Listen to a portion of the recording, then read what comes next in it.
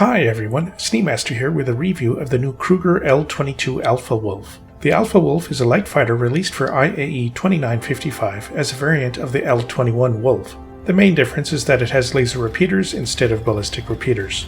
The ship has the same dimensions as L-21 at 10.5 meters wide, 21.5 meters long, and 4.2 meters high. The Alpha Wolf is still designed for one player, with the cockpit on top of the ship behind the nose. The pilot enters the ship from the port side wing behind the gun. The cockpit has excellent visibilities to the sides, front, and top, perfect for a fighter. There are 2 MFDs in the cockpit. There is no other interior to the ship though, so that means no living quarters either. On the starboard side of the ship, on the wing, is gear stowage for 450K micro SCU. On the port side near the rear of the ship is a gun rack for 1 medium weapon or device, and 2 small weapons or utility devices. There is also component access points at various points around the ship, including under the nose. There is no other cargo storage on the Alpha. The Alpha Wolf has 2 size 1 shields, civilian grade B, which is decent for a light fighter, but you may consider military grade A or B shields if you can for durability, or stealth shields if you need to go sneaky. The Alpha Wolf has the same shields as the base Wolf, but slightly less hull health, which is also less hull health than the Anvil Arrow, but a bit more than the Aegis Gladius. There is a size 1 power plant, civilian grade B, and 2 size 1 coolers, civilian grade D on the Alpha Wolf, the same as the base Wolf. Because of the laser weapons that will use more energy and heat, you may want to upgrade the power plant and coolers to stronger versions, possibly industrial or military grade A if you can find them. The Alpha has a size 1 quantum drive, military grade A, about the best you can get for a small ship. It's slightly less range than the base Wolf, but much faster, plus more durable than the version on the Wolf. The Alpha has a hydrogen fuel tank of 9 SCU and quantum fuel of 0.9 SCU. Not super long-range tanks, but decent enough for a light fighter. The Alpha flies at an SCM speed of up to 225 meters a second and nav speed of 1,225 meters a second. Slightly less SCM speed than the base Wolf, but the same nav speed. This does put it at about the same speed as the Anvil Arrow and Aegis Gladius. The Alpha is also a bit more maneuverable than the Arrow and Gladius as well, probably because the ship has less mass than the other 2.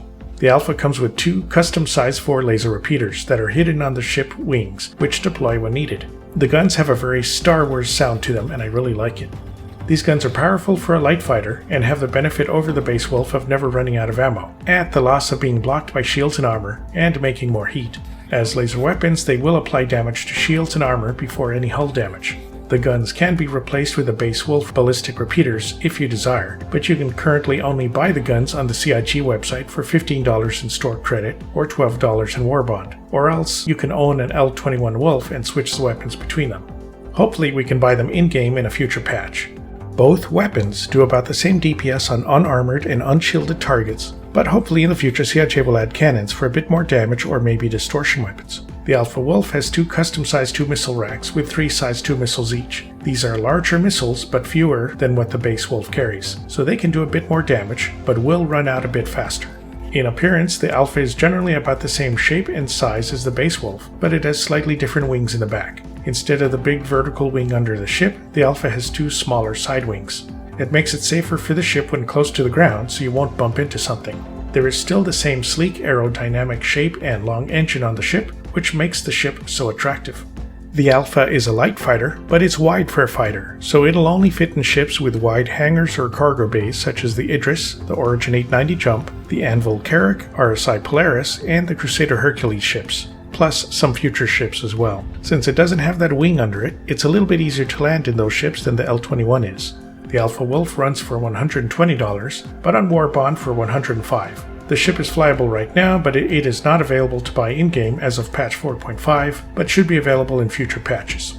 The Alpha Wolf comes default with a red and silver paint scheme, but you can apply paints from the base Wolf or any of the new ones that released for IAE 2955. Some of the new paints include the blue and red Antilles paint, the gray and white camouflage Ice Flash paint, the green camouflage Ranger camo paint, the silver, yellow, and black Allegro paint, limited edition for war bonds, and the gray and black Night Tide paint just for concierge members.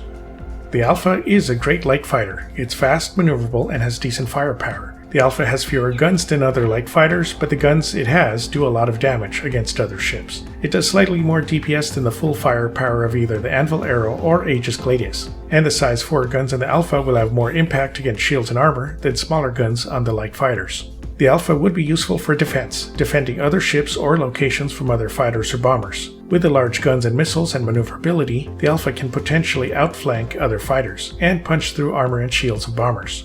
You could also use the ship for law enforcement to take down bounties, and pirates could certainly use the ship to disable freighters or dispatch their escorts. The ship is a little large, but military groups could carry it in larger ships with hangars to swarm targets with, and civilian groups could use them in carriers to protect convoys.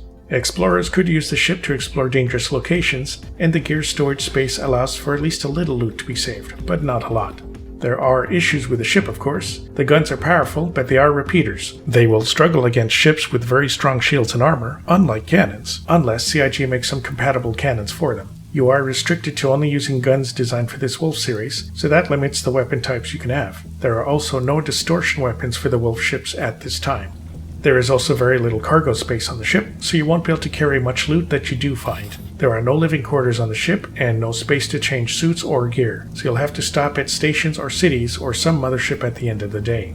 Finally, remember the fuel tanks and quantum drive are not designed for extreme long range, so you'll have to refuel often if you're flying long distances. That sort of prevents the ship from being very good for long range patrols. You can carry it in those larger cargo and carrier ships if you need the ship to fly further than the fuel tanks can carry it. In comparison to the base Wolf, the Alpha is a little slower, but it doesn't have that weird rudder underneath it. That means you can fly lower without damaging your ship. That makes it great for racing, but it's not quite as fast as the base Wolf. It's a little more expensive than the base Wolf, but it won't run out of ammo if you use the default laser repeaters. And it has an amazing quantum drive.